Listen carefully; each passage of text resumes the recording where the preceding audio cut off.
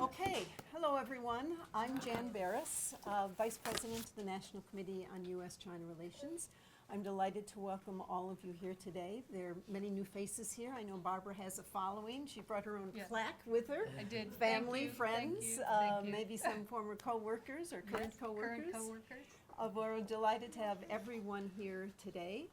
And I'm sure you're going to enjoy this, not only enjoy this talk very much, but you're going to learn a lot from it. And what you don't learn, you can then go out and buy this wonderful book, which we're selling very inexpensively, Will China Save the Planet?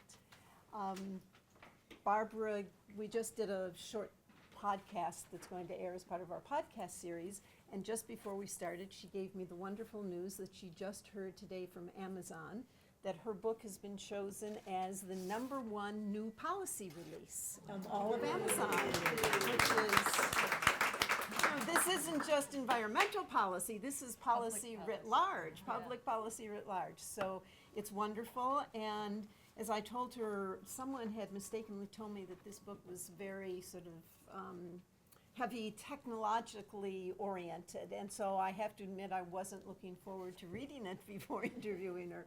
But to my surprise, it's geared to people like me who have a great amount of interest in what's going on in China in terms of environmental issues, particularly energy issues and climate change issues.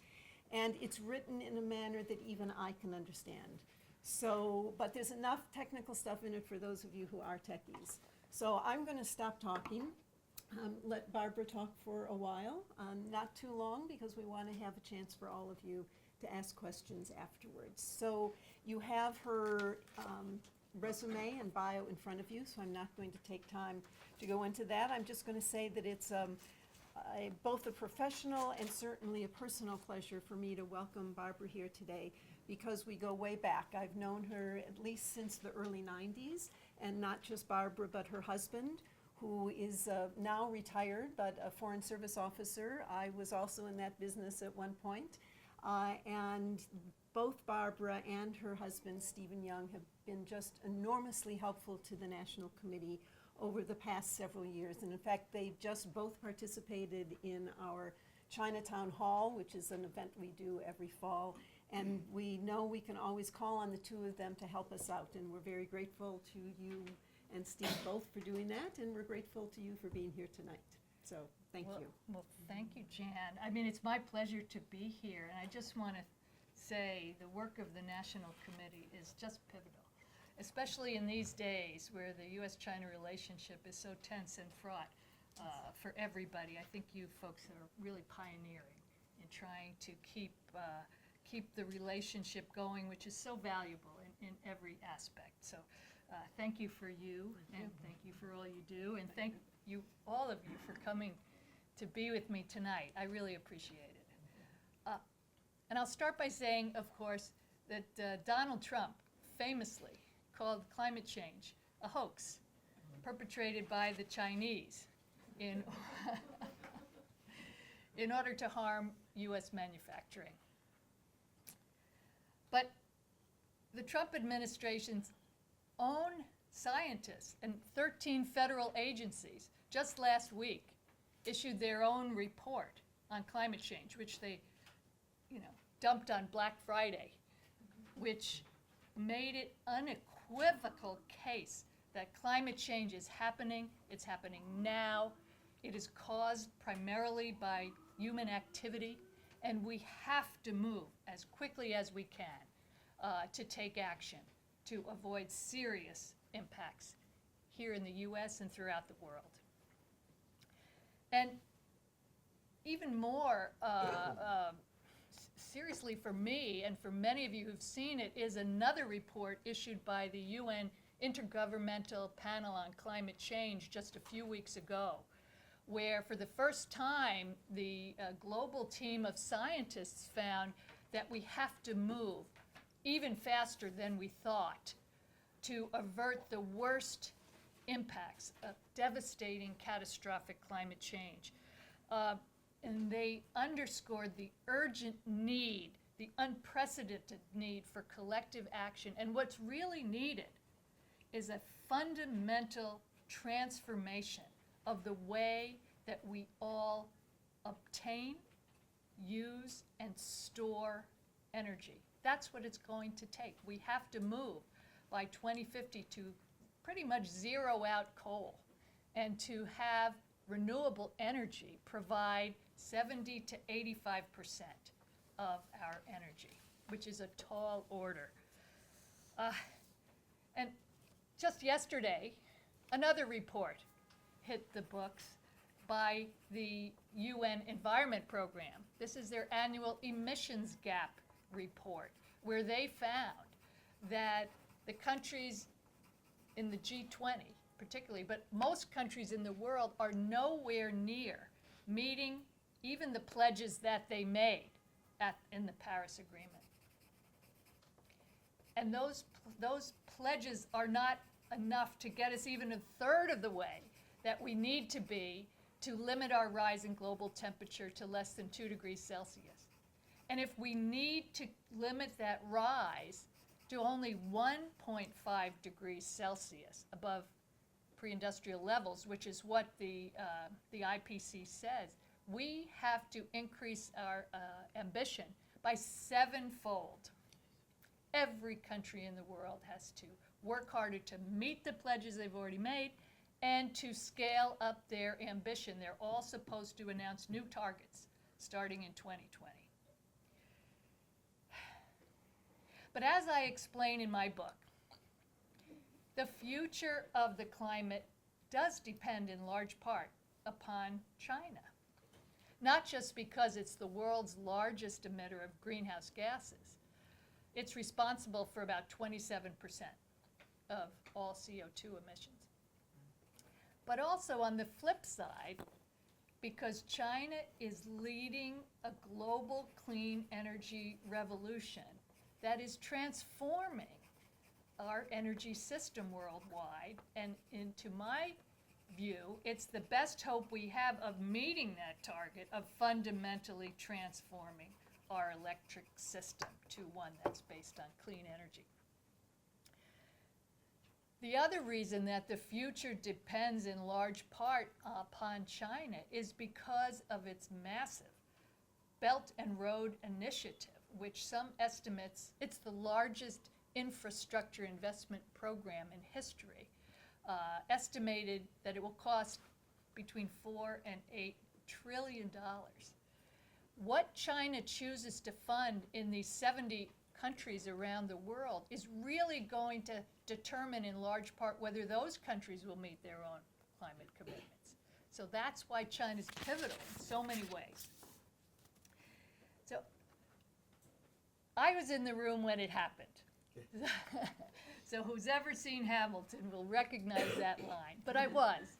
When I first moved to China in 1990, that was when China was preparing for the Rio conference, at which all the countries in the world signed the Framework Convention on Climate Change.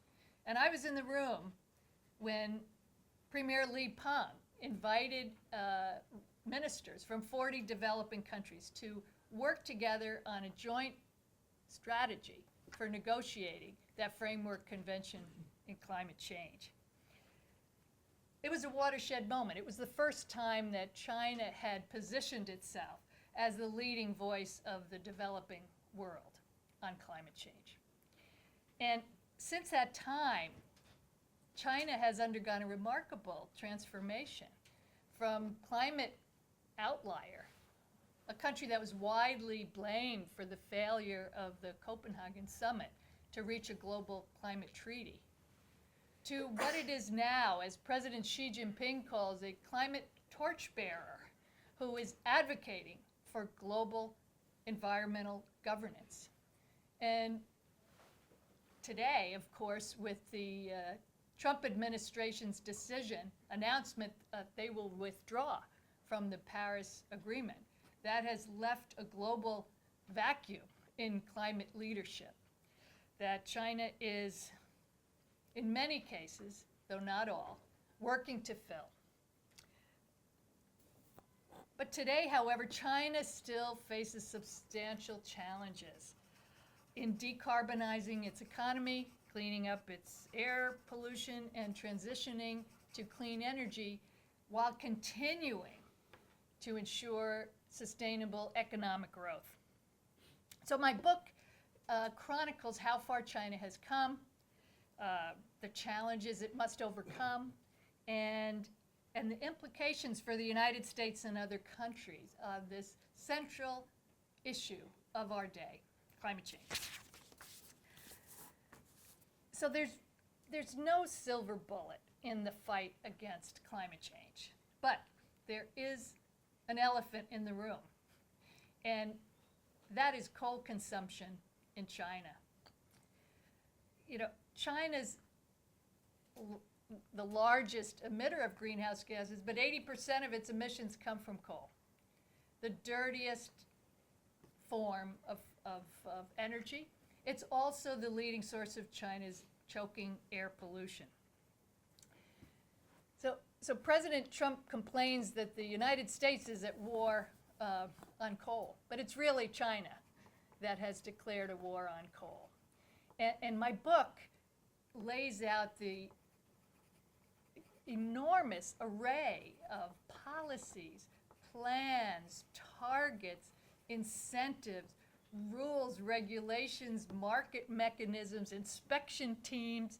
It's quite an amazing story of what China has been doing since the time of 2013, that air apocalypse. That's what triggered all this. What they're doing to dethrone old King Coal. And these include mandatory national cap on coal consumption, which my organization, the Natural Resources Defense Council, really spearheaded and continues to work with China on implementing.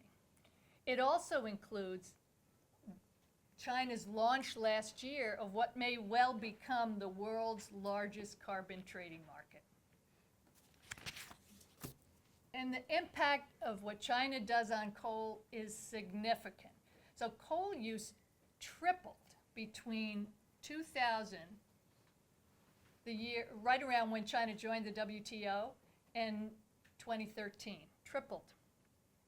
But starting in 2013, when China announced its new Air Quality Action Plan, for the first time, coal use plateaued, and then it dropped for 3 years, 2014 to 2016. And why is that significant? Because that's in large part the reason why global CO2 emissions stabilized for those 3 years, even while the world economy continued to grow. So that was a cause for a tremendous amount of hope, but it's still a bumpy road for China, at least in the short term, because starting last year and into this year, coal use has started to creep up again, and so have global CO2 emissions. So this is really the epic battle I talk about in my book. What challenges China faces from local governments, from state-owned coal companies, from, how does it ensure jobs for all the people that it's displacing in the coal industry and in heavy industry as it moves towards a cleaner, more sustainable economy? This is what we're seeing playing out right now in China as we speak. And it's very hard for me to keep up with all the developments because it's changing almost every day as China struggles to deal with these obstacles. Yet there's more than the story to that, because China, as I said, is also leading this global clean energy revolution, which leads people like the experts at Bloomberg New Energy Finance to say they estimate that 18% of the coal plants that are now being planned and built worldwide, only 18% will ever be built because of the rise of solar and wind. So let me talk about that for a second. So 10 years ago, in the run-up to the Copenhagen summit, China was the leading exporter of solar panels worldwide, but its domestic solar industry was virtually non-existent just 10 years ago.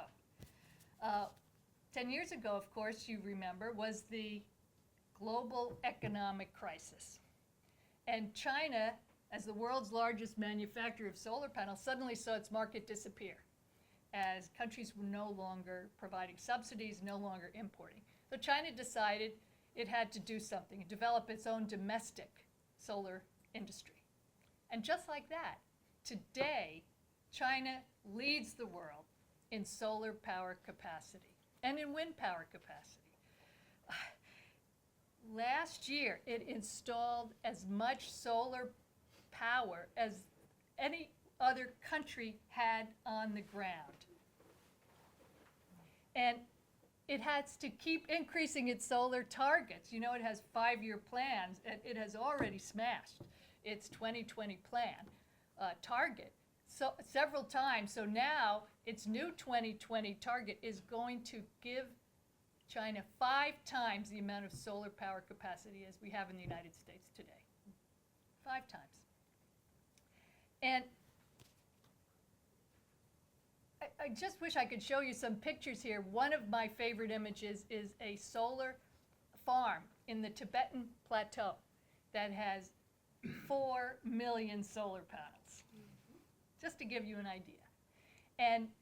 But one I like even better is recently China opened up the world's first floating power plant, solar power plant. And it is floating on a lake over a collapsed coal mine. I thought the image there is very, very telling. But,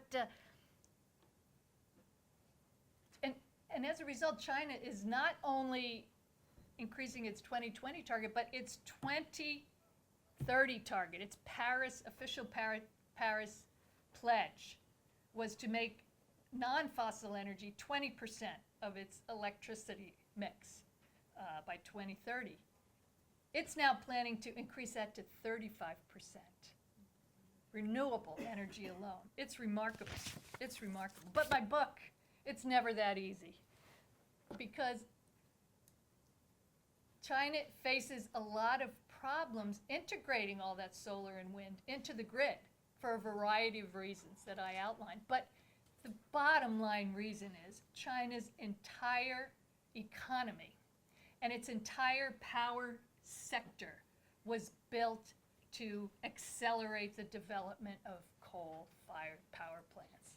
And the vested interests that benefited from that don't want to change.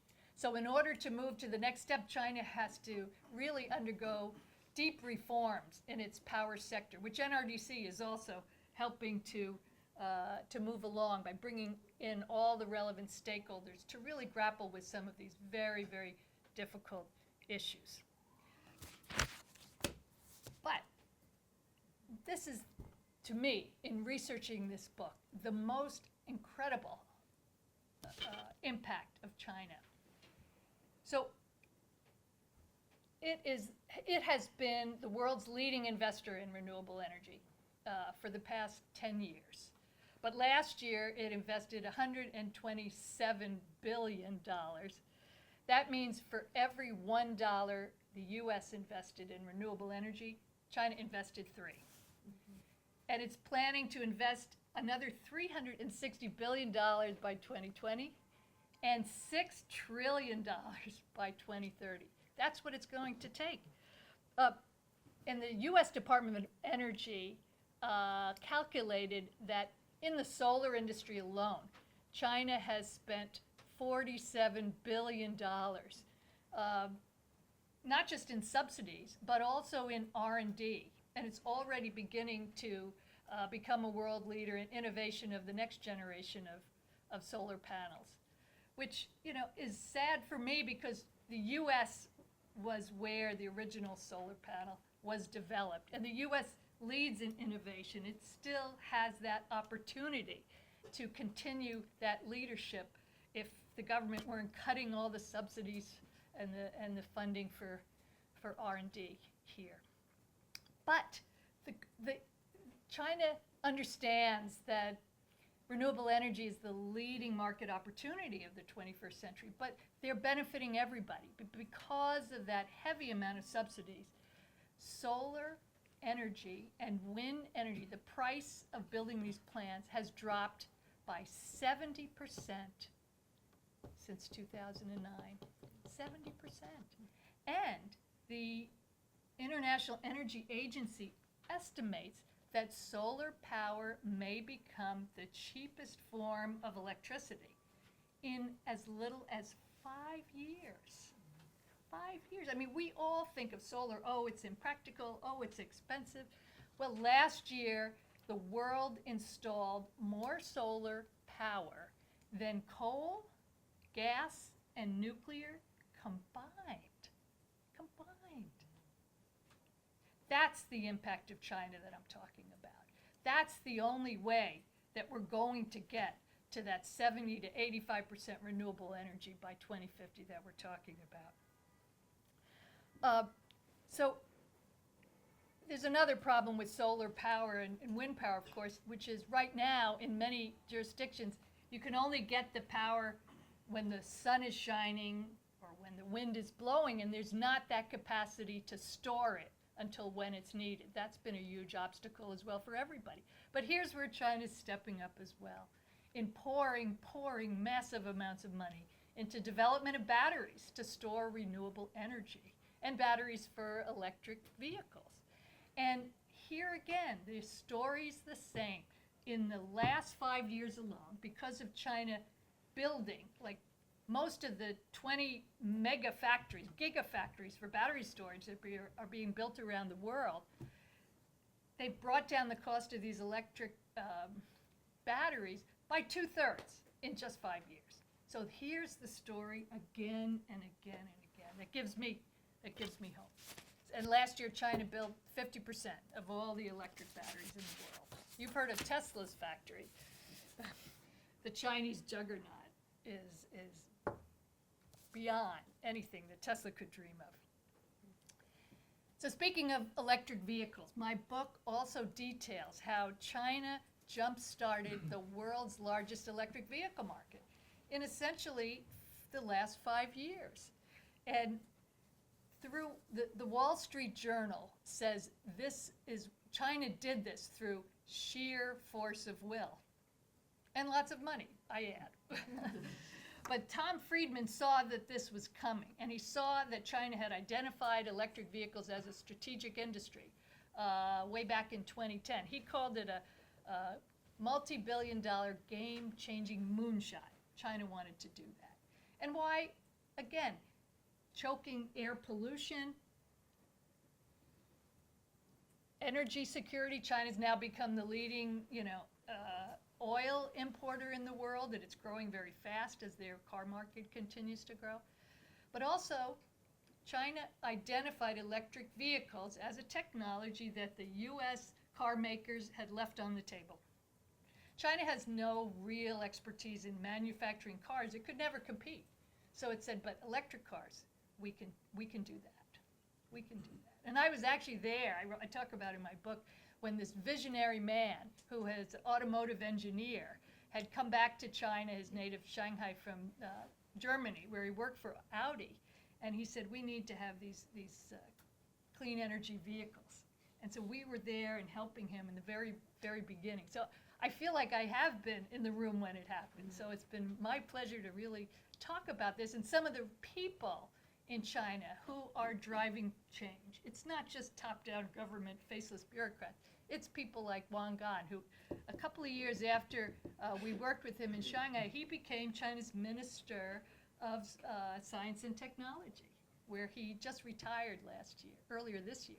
But he was the spearhead of the electric vehicles. So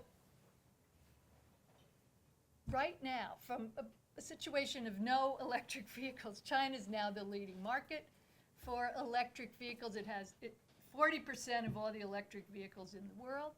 It sold 1 million electric vehicles last year, twice as much as the US. It wants to have 5 million on the ground in 2020, 7 million in 2025. What has that done? Of course, the price is coming down.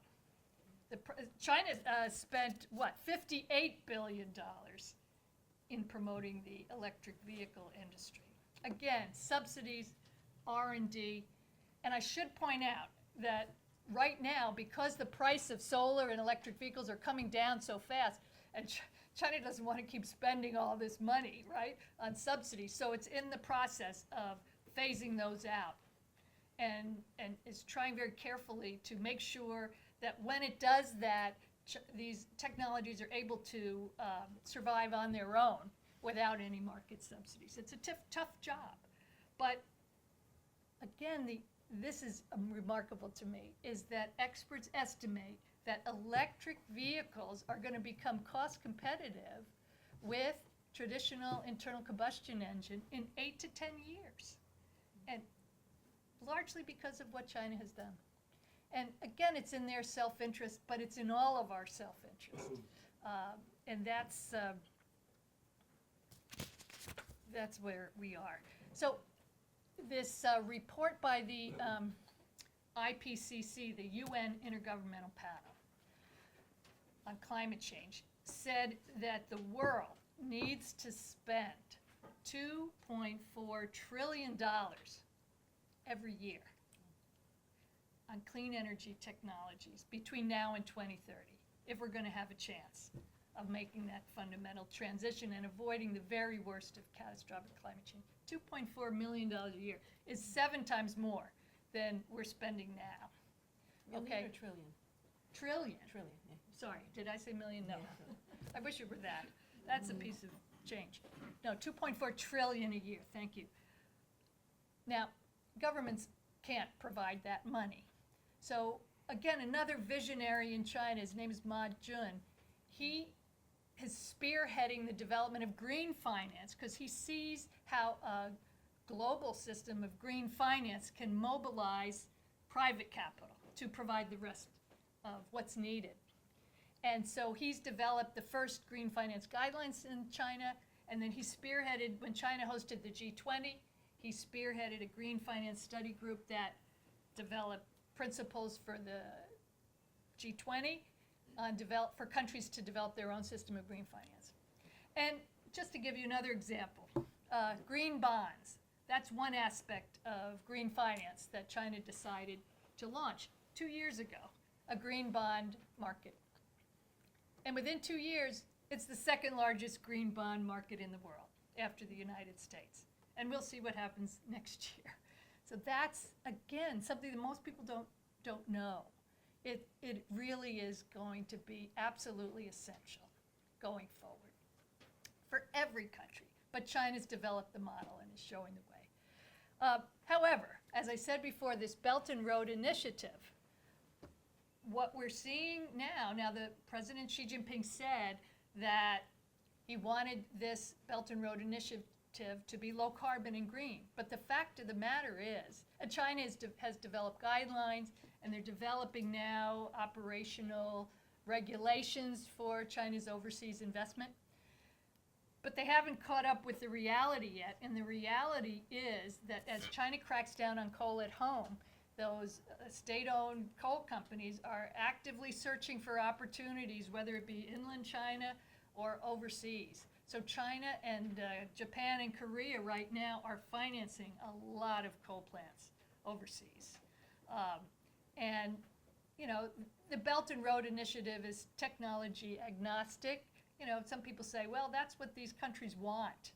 But if China moves ahead with them, and if these countries move ahead with all these coal plants, they're not going to be able to meet their own climate targets.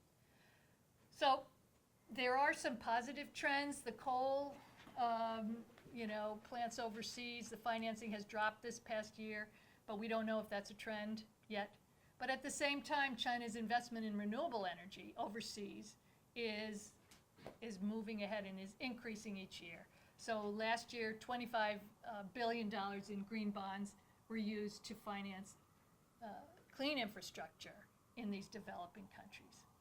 And the World Resources Institute just came out with a study that shows that it's really in China's best interest to move towards the green technology it says it wants to foster overseas. And they analyzed these Paris commitments of 70 different countries and realized that if you look at all of them, how much financing is needed for those countries to meet their Paris commitments. and it's $6 trillion. Again, China is the country best positioned to help provide that. But we'll see how it goes. We'll see how it goes. The jury is still out on that. So just to conclude, you may be asking at this point, will China save the planet?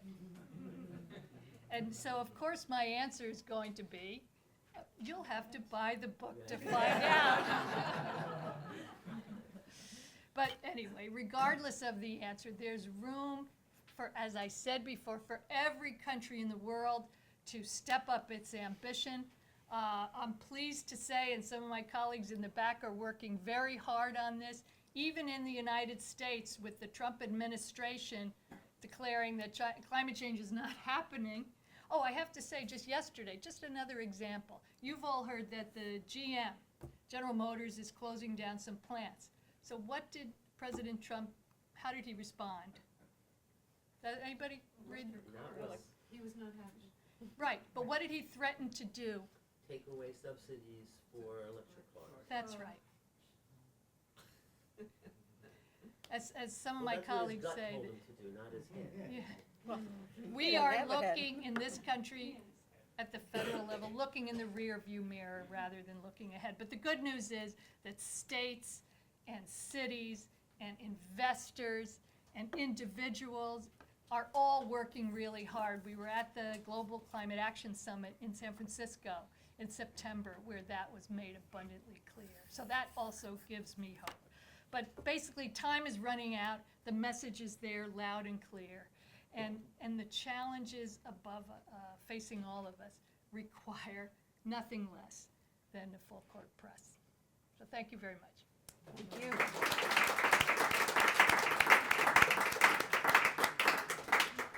Okay, so Barbara has done a wonderful run-through of the book, just sort of enticing you to, giving you some of the challenges.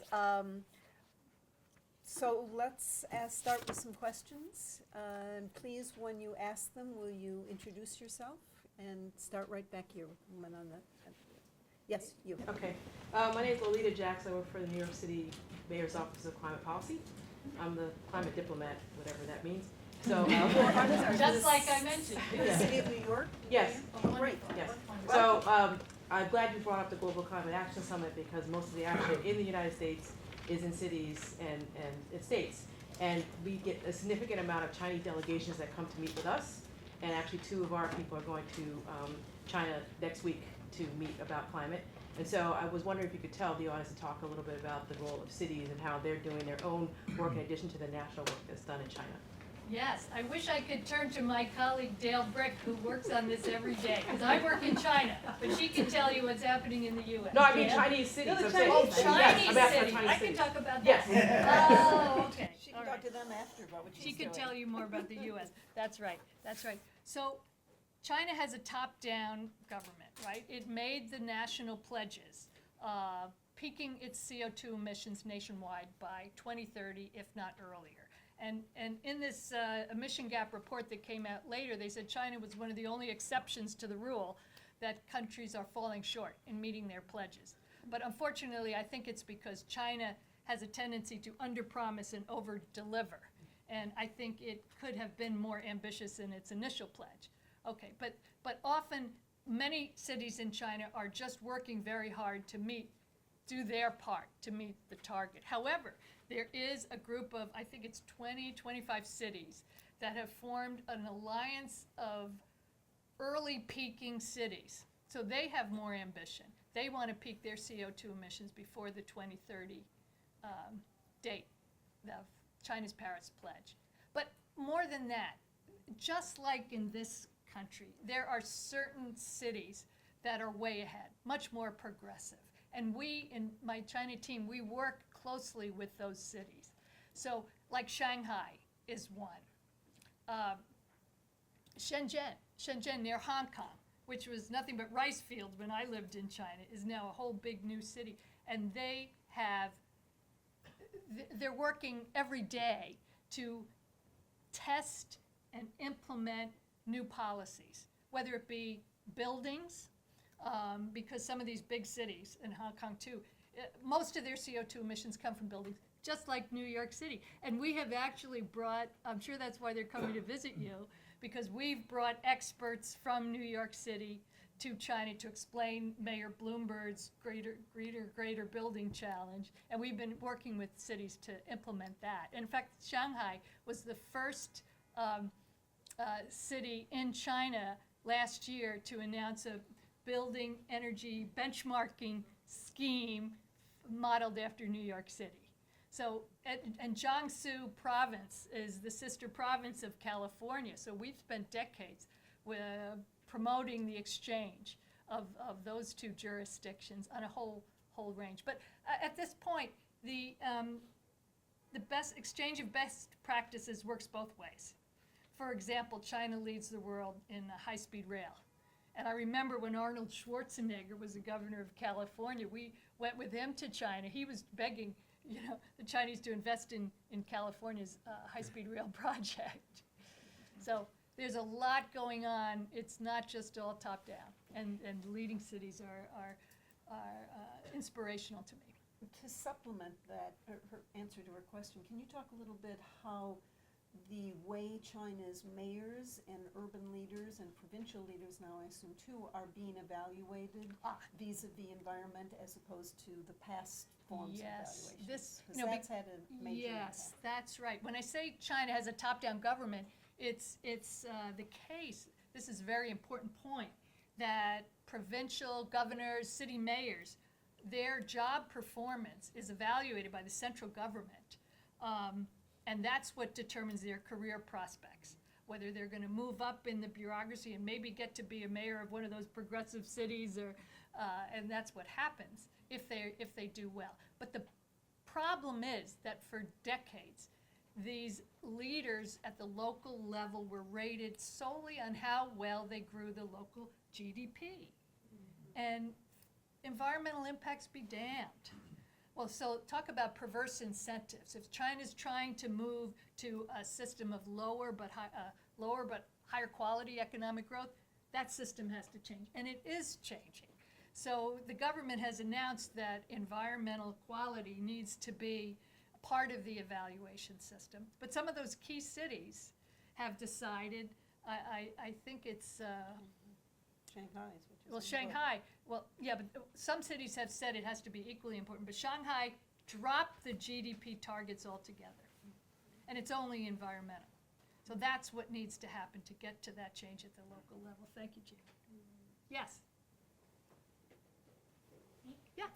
Well, this is just a follow-up. Introduce Hi, your- I'm Maddie, I'm at the National Committee. Oh. This is just a follow-up to that question. I was wondering if you could speak a little bit to the downsides of target setting. I know there was some news in Beijing last year about, a lot of poorer people living in the cold because they had to turn off their heat. So I was wondering if you could speak to some of the negative impacts of setting targets and meeting the targets so quickly. That's a great example. I talk about this in the book. So in its zeal to cut back on coal use, last winter, China decided to crack down on the use of coal for heating in residential buildings in the region surrounding Beijing, and also the use of coal in small industrial boilers. And this is a small source of China's overall coal consumption. Most of it's for big, heavy industry. It's only about 10 to 20% of total coal consumption. But because there's no controls on emissions, it's a huge source of pollution. So the central government decided to crack down and require a lot of towns and villages around Beijing last year to switch from coal to natural gas. Unfortunately, it wasn't planned very well, and it shows the limits of this top-down central planning, just like you said, because a lot of the local governments, in their zeal to show they're going to carry out the central government mandate, they just took the coal away. They shut down the coal plants in these people's homes. And the natural gas, either the infrastructure wasn't there yet, or because there was such an immediate influx of demand, the price skyrocketed, people couldn't afford it. Entire villages were left without heat in the middle of winter. So that caused an outcry. So the Ministry of Environment had to step back on that. all year they've been trying to get more of that natural gas infrastructure in place, and imports of LNG doubled last year as a result, and also because of cars. But this year, I wasn't sure, or what are they gonna do? Are they gonna just give it up? And they're doing it again. They've required another 3.5 million households to switch away from coal. That's 10 million people. So hopefully this time they're better prepared for it. But yes, it's not always going to work perfectly, and I think that's a very good example of the limits of top-down planning. Yes. Yeah, so, well, thank you very much for a great talk, and, I'm sorry, I'm Joan Kaufman, I'm with the Schwartzman Scholars Program, I'm a longtime China person. So I, thank you for the fabulous talk, and I'm looking forward to reading the book, and for all the great work that, NRDC has done over the years in China. And my question is really about the Belt and Road Initiative and China's outward investment. Some of it obviously is through the development banks, the AIB and stuff, that have some environmental governance, mechanisms for reviewing projects. But what about all the stuff from the commercial banks and the other stuff that's happening out there? Are there any, if we're really gonna make any of these targets, the global governance mechanisms, through the G20 or whatever else, something needs to happen to be able to say that's not okay. You can't export the coal plants out to the rest of the world because we'll never meet the target. It's just shifting the problem, right? So where do you see the action and the movement on the global governance stuff, the regional government, and for the commercial sector, the private sector that is doing a lot of this stuff, getting the loans from the China Industrial Bank or whatever, And when you answer that, including that, how much of that outward investment, excuse me, in coal elsewhere, how much of that is SOEs and how much is private? And if it's SOEs, then is the government willing to say, no, you can't do that? I mean, they don't have as much authority over the private sector, except in the financing Yeah, aspect. but they would potentially But over the SOEs, they should have some control. Yeah. Right. So actually, most of the loans, the financing of Excuse me one second. Those who aren't China mavens, SOEs, the state-owned enterprises that is run by the national government. most of the financing of the Belt and Road Initiative and the coal plants overseas comes from the big banks, China development banks.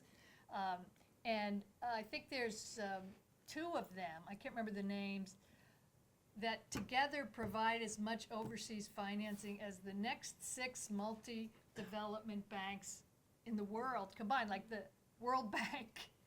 As a But so are you saying the China Development Bank, which Yeah. is much, that's more of a state-run? state-owned, bank. state-owned The banks. AIIB, which is the Asia Infrastructure and Right. Investment Bank. But I think the question is about commercial banks, like the Bank of China. They're not playing a big role. They're not providing playing a big role. So you financing. would think China could have more control since it's coming from these big China development banks. So it's a question of standards and leadership. We're not there yet, although the aspiration is to green those banks. But the one spot of good news, you mentioned the Asian Infrastructure Investment Bank. Now, China is one of the countries that's part of that. They're not the only one. And there's another bank, New Development Bank, that's a combination from the BRICS countries, right? Brazil, Russia, India, and China. So those banks have done what we want them to do. They've pledged to make their lending green. They're developing their own internal guidelines on this, and they're doing a pretty good job so far. So I would like to think that that's a harbinger of where this is going to go. But it remains to be seen. It remains to be seen. And one of my colleagues just went to work at AIIB. And one of my law school classmates who worked at the World Bank for many years, Natalie Lichtenstein, she was the advisor to the AIIB in developing those guidelines. So that gave me some reason for hope too. She knows what she's doing. Yes, she gave a talk here a couple months ago. Oh, excellent. Okay, yes. One question, I'm William Sue, I'm with Twitter Asset Management. And, Yeah. I have a similar question about the road initiative. Yes. Speak up in here. Oh, sure.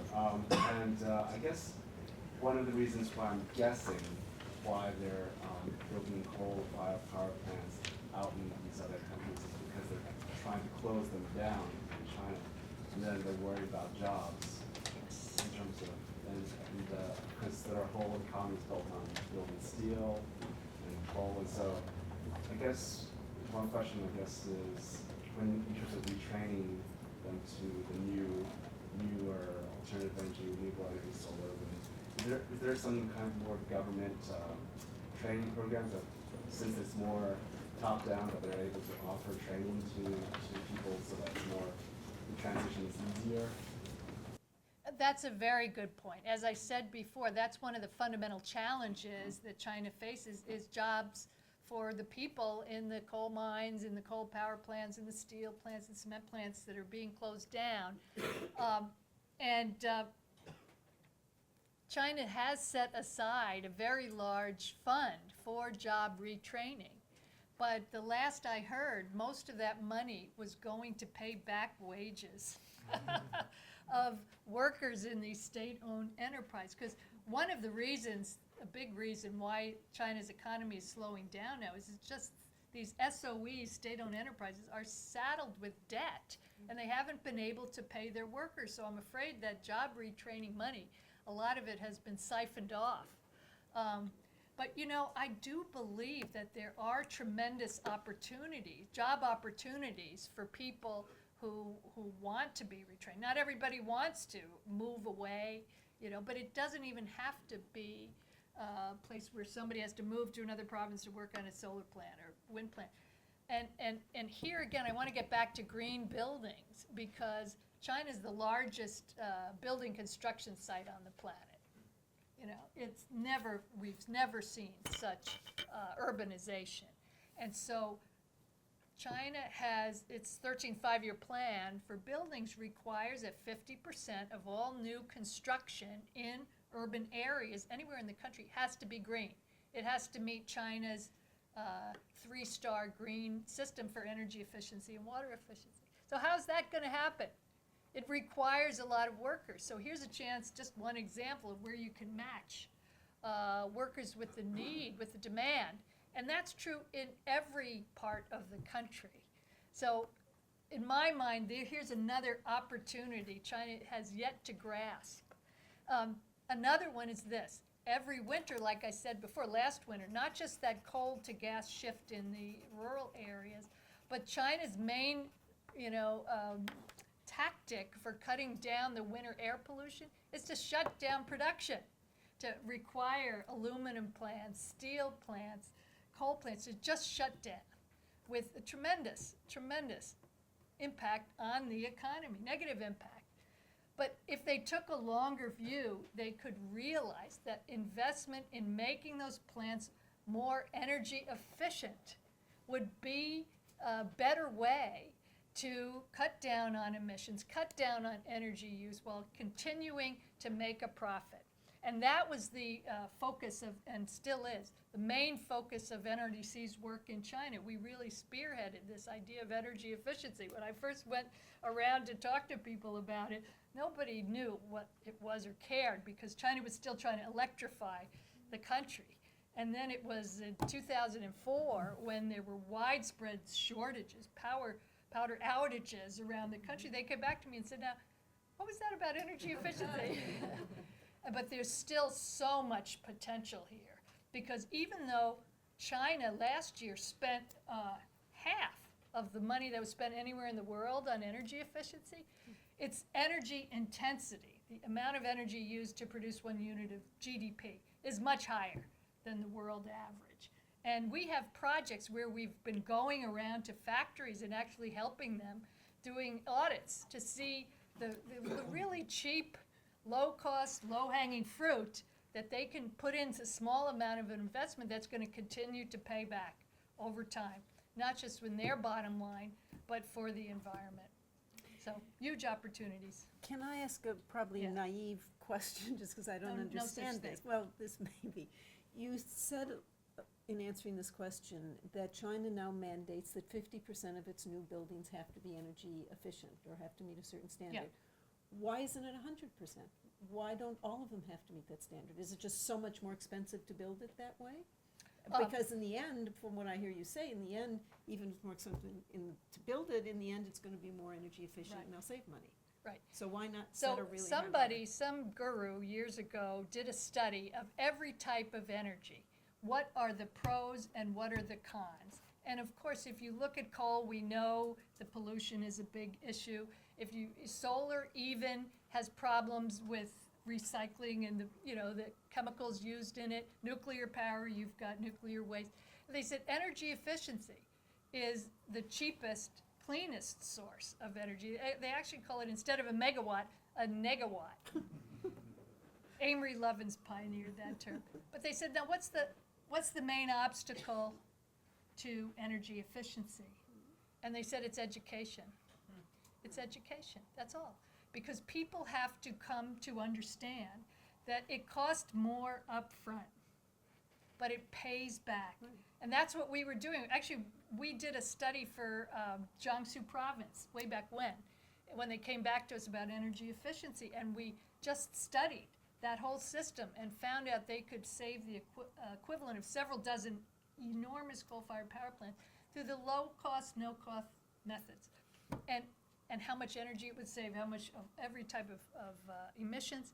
But it does require money up front. And we all know this. I mean, it's in our own homes, right? We're often not willing to put in that initial investment to buy an energy efficiency refrigerator because it costs more up front, even though you can see how much it's going to pay for itself. Well, that's just the same situation. So they're trying, 50% is very, very ambitious, though. Because as you know, implementation and enforcement in China is a huge problem. Huge problem. So if they can get that far, I would be very excited. Yes. Hey Barbara, I got your book yesterday and I thoroughly enjoyed it. Oh, thank you. But Tell me I your just wanna- name. Irving Lee. Okay, And what do you do? I'm a retired translator. excellent. That's what I tell people. Okay, But that's good. it seems like as far as the transfer from coal to gas, it seems to make more sense to do that during the summer months than the non-heating period, because that's what I do. So I don't know if you did that or not. But anyway, I read your book, but I did notice you missed out on the N word, and you brought it out today. It's nuclear Right. power. Right. Whether or not China considers nuclear power as an alternative, and what your opinion on that, what the Chinese government opinion on that. Yes, yes. And also, how does carbon trading work? Could you explain that also? These are both very good questions, but really quickly. So China is pursuing nuclear power. It's probably the only country in the world right now Right. that's building new plants. But I didn't include it because in my definition of renewable energy, it's not renewable. And also because there's serious questions within the China. We actually held the first conference in China on nuclear safety after the Fukushima accident. So that's a big concern of the public in China. And the government is concerned that if it goes too far down the nuclear path and there's one accident, they will be blamed. Unlike in Japan, where it was the utility company that was blamed. The other problem is nuclear power requires a lot of water. And there's just isn't any in the internal part of the country. And as I said before, that's a situation that's getting worse and worse because of climate change. So the only place to really put these plants is along the coast, which is the most highly populated part of the country. So there's a lot of debate back and forth whether China's ambitious plans for nuclear are going to be realized. But the bottom line is, guess what? Cost. You know, as I said before, nuclear plants are so much more expensive than just about any other source of energy. And the government is undergoing these power sector reforms where they're trying to move away from subsidies, as I said before, for solar, for wind, for vehicles. And nuclear power can't survive without heavy, heavy state subsidies. So that's another reason why I think there's a big question mark on the nuclear power. Carbon trading. So quickly, basically, if you've got two coal-fired power plants, because China decided to start just with focusing on coal-fired power plants. Okay, so say you have two plants, and one of them is a regular coal-fired power plant, which is emitting CO2. Another one has installed technology called carbon capture that enables it to not emit CO2. So if there's a requirement that is every plant can only emit X amount of CO2, then the plant that is emitting can decide either to install the carbon capture technology itself, or it may be cheaper for them to buy some of the carbon credits from a plant that's emitting below that requirement. So it's a market mechanism. We have it in California, here in the Northeast. I'm sure you can tell us more about, and our folks in the back can tell us more about what's happening in the Northeast Regional Greenhouse Gas Initiative. But China has several problems it has to overcome because it is not a free market, right? The carbon market is premised on a trade of these carbon credits. And also the other problem is you have to, if you get a certificate that says, I purchased 1 ton of carbon from this plant over here, you have to be darn sure it's worth something. That plant actually reduced its emissions by that 1 ton, and that you can sell it on the market. And data quality is a serious problem in China. That's the kind of thing they're trying to deal with right now. And a legal system for enforcing all the trades. These are all the fundamental building blocks of a carbon trading system that China's still in the process of developing. Is there a central authority that determines whether or not the carbon Yes. trade is viable or correct? Well, that's the rules that they're developing right now. There were 7 pilot projects in different provinces before, but now the government has established, I can't remember which government agency is responsible for running the trades, and there's another one responsible for verifying. So, but that's, again, a work in progress. Yes? Hi, Peggy Miller, technology and intellectual property attorney. So I know China's also targeted artificial intelligence as an industry, which feeds into technology for energy and such. And it seems to be in their self-interest to do this, and so they'll hopefully continue doing it. But it's also the Trump administration's view that they just want to get China as annoyed as possible to squeeze them for other things that they want to have happen. Do you see a situation where the Trump administration causes China to back away from some of these expectations or commitments? Or is their own self-interest so strong that no matter what Mr. Orange does, this will continue, do you think? Well, you know that the leaders of both countries are about to meet. And so there's a lot of speculation on whether or not they're going to reach some sort of deal, temporary or otherwise, to address this growing trade war. But one of the demands that the U.S. government has made is for China to back off on this industrial policy plan called Made in China 2025. And that in that document, China has identified 10 strategic industries, including artificial intelligence, including electric vehicles, where it has a plan for really dominating the market by the year 2025. And I don't see how China was ever going to back off on that. I really don't. Because, I mean, they're going to probably make some concessions, like opening up their market further to foreign investment, like they've been doing on electric vehicles.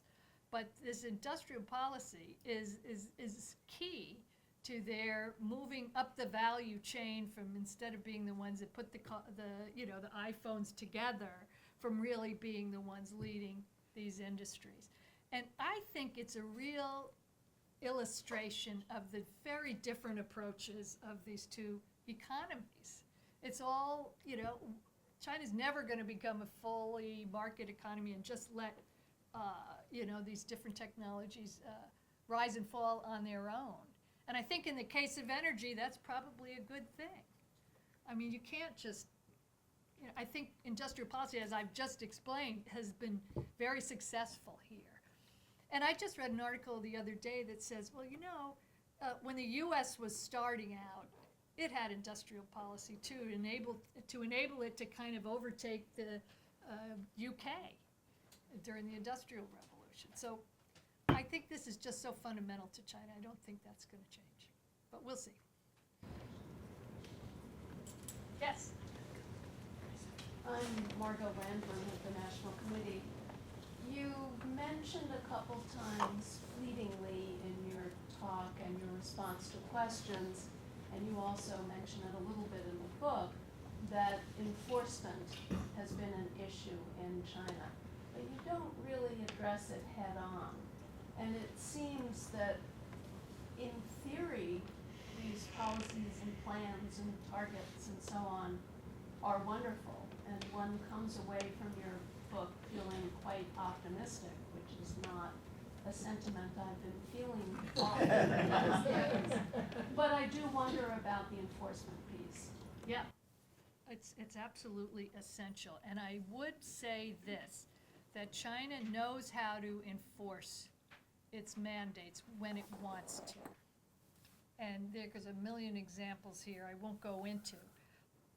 But there's a lot of examples where it has these policies and plans in place and it's really not doing a lot to enforce them. And I would argue most other environmental issues are not getting the attention that air pollution is.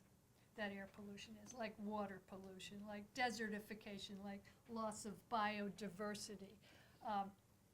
Because that's not a top government priority. But air pollution has become one. And a lot of that is, I talk in the book, China also acts, they act to protect their national interest, national sovereignty, and also international image. And the fact of the matter is you can see the air pollution a lot more than you can the water pollution, even though the water pollution may be, and I think is a much more serious problem. But all those pictures you see of those skies over Beijing and have had an impact here. So the government, just the other day, this is a sign of it. The president, Xi Jinping, has named air pollution one of the 3 tough battles, right? What are the other two? The debt. And I think poverty is still one, though I can't remember. Got a big if that's- leg up on that.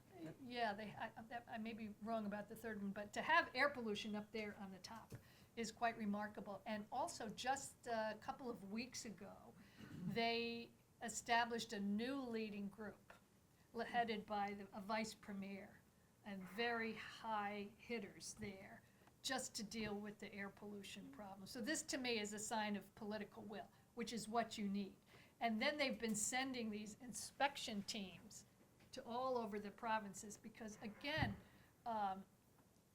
they're finding provinces that have been falsifying their air pollution data for years, but they're sending these teams, they're looking at the books, and they're arresting people. We had an intern from Gansu province in our U.S. office last year, and he was an environmental activist, and he said there was signs of failure to comply with environmental regulations at this area that was a national monument, but it was being destroyed by development.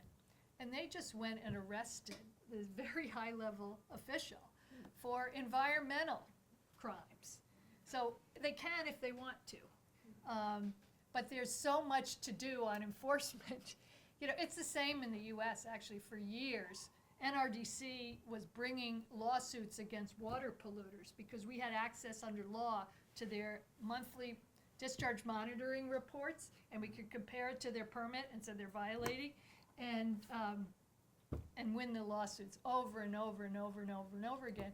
And we actually got an award from the US EPA because they couldn't bring those type of suits against all the violators. Well, the situation is much more serious in China. And actually, we've been working with Chinese NGOs for years, at least a decade here, to enable them to serve that same role in the Chinese system, to help to actually bring lawsuits against polluters. Now, the environmental law has been amended to allow Chinese NGOs to bring lawsuits against the public interest, but not just lawsuits, but really to help them in all their local communities to play a more active role in enforcement. And I think that's really a key to getting a system that works.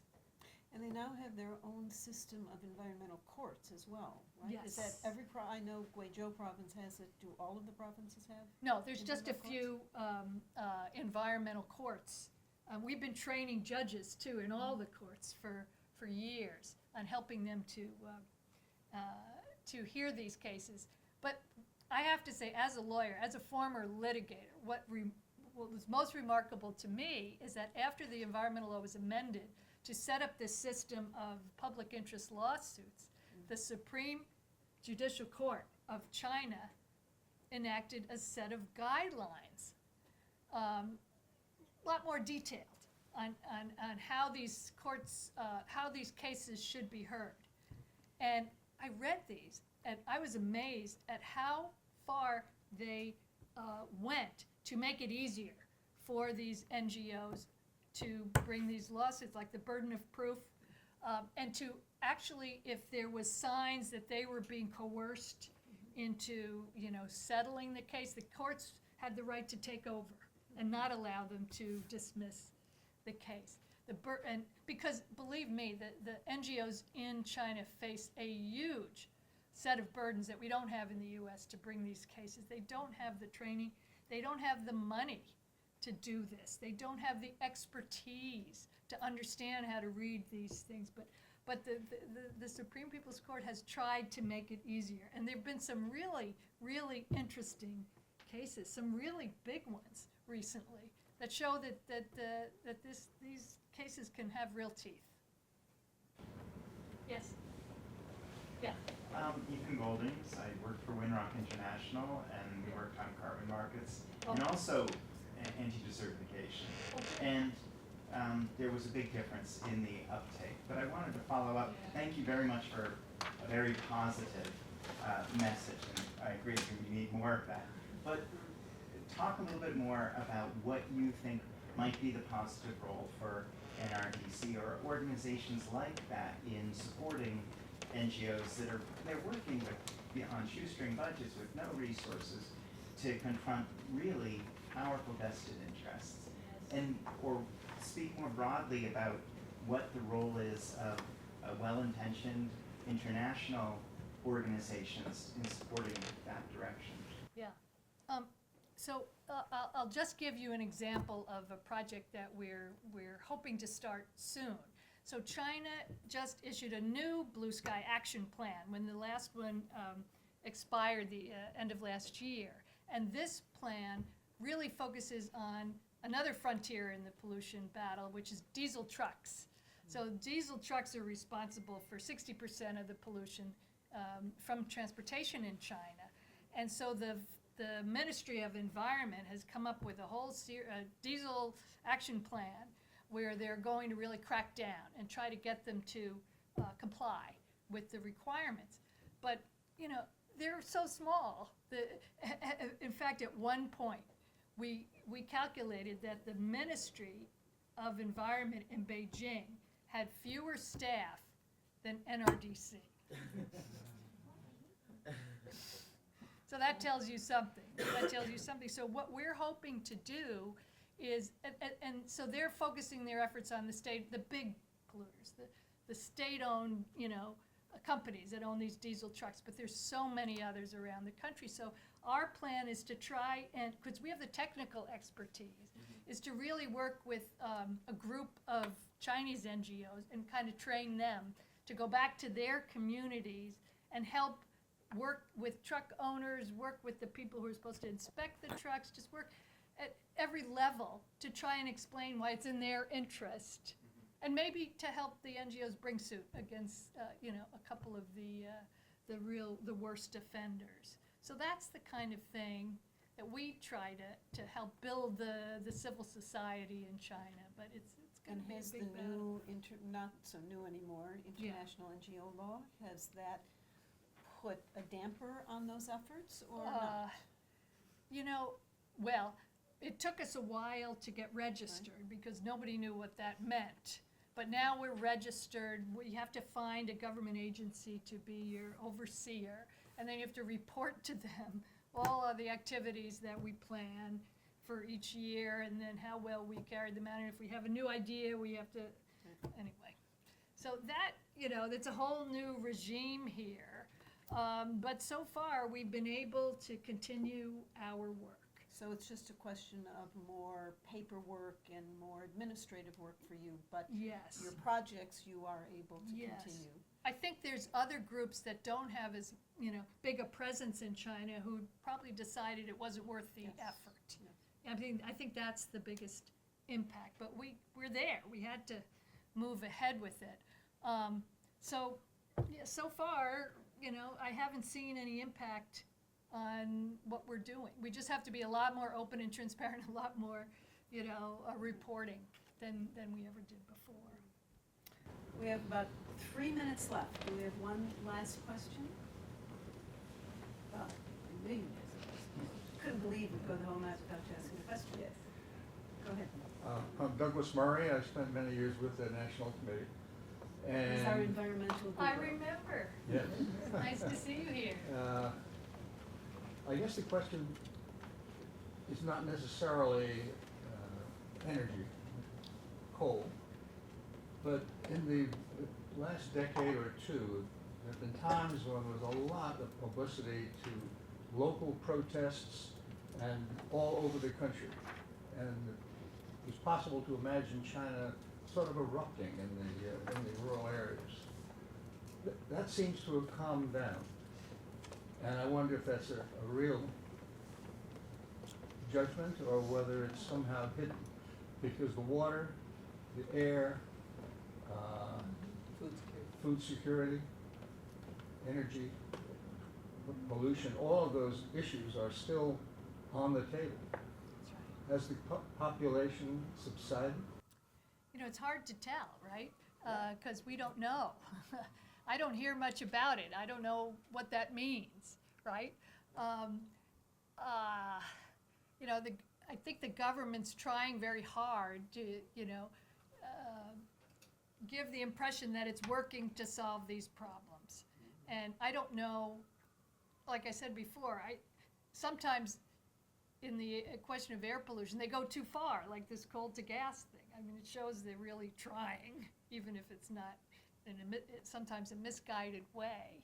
I mean, they do have huge, programs and policies and targets on water pollution too, which I don't follow that much, so it's hard for me to answer that question. But I do know there's been a couple of surveys on public perception towards climate change. And it's interesting because the vast majority of citizens in China understand that climate change is happening, believe that it's caused primarily by human activity, and are confident that the government of China is working to tackle the problem. And they're willing to do more on their own, to spend a little more on, low carbon products to help this along. Now, why is that? I mean, they don't have a media that tries to show, on the one hand, here's the, thousands of scientists and the intergovernmental panel in China. On the other hand, here's a climate denier. And so we really don't know what's happening with climate, right? It's that the state-owned media has been very clear that this is happening, and therefore people don't hear the few deniers. And there are some in China, but the government feels that it's worth it to pursue this no regrets policy of low carbon. So that's the good news.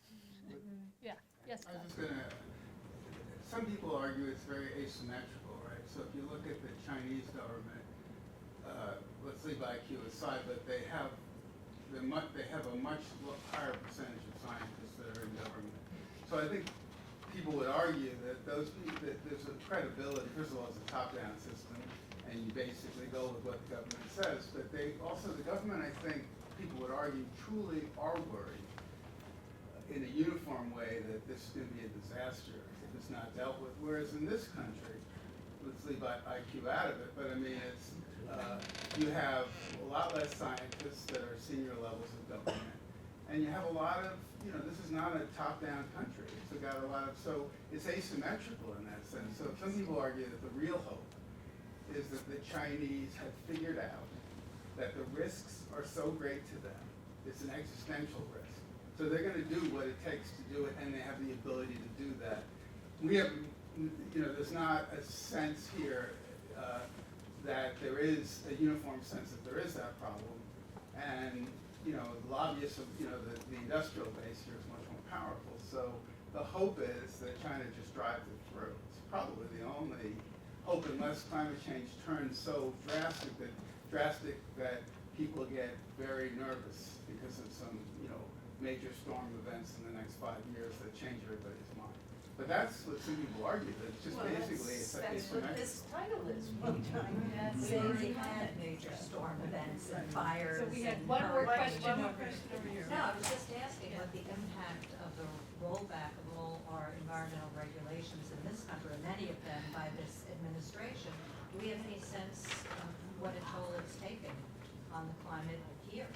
I mean, obviously we see things worsening, but, that's a real fear. All I And can we have to come say, back from that? all I have to say is that NRDC was formed by a group of lawyers for the environment. And we have hired so many new lawyers since the elections of 2016 that we have been suing the government because of these rollbacks on average once every 9 days. And we've won almost every one so far. Not even once a week? What? Come on. Yeah, well, But if there is a rollback, so you're fighting the rollback? fighting the That's rollbacks, okay. and we're So I was winning gonna say, because we the don't have government. force and effect be- of regulation or law. Right, to because stand the on law that. requires that if the government's gonna roll back a regulation, it has to follow the same procedure of explaining it on a reasonable basis, and to have the evidence to support the rollback. And that's what's missing in all these activities. And actually, this report that just came out last Black Friday from 13 government agencies that shows with, impact and facts that climate change is happening is gonna be a problem in court. For you, you just take a copy of that and wave it around. Exactly. Because if my gym is a microcosm of this country, I would say about 75% of them don't believe in climate change, or that man had any involvement in it. So- Yeah, but the That's your millennials do, job. but the That's your job. millennials do. I- The Millennials millennials are, do. that's the hope here, I think, is Well, because there they were do some believe it. millennials in my gym. Or your Jim, Yeah. Jim. You think people put a gym or dumber? No, I thought you said you're Jen. That's why I said millennials and Jen. Anyway, we have surpassed our time. Thank you. But thank you so much.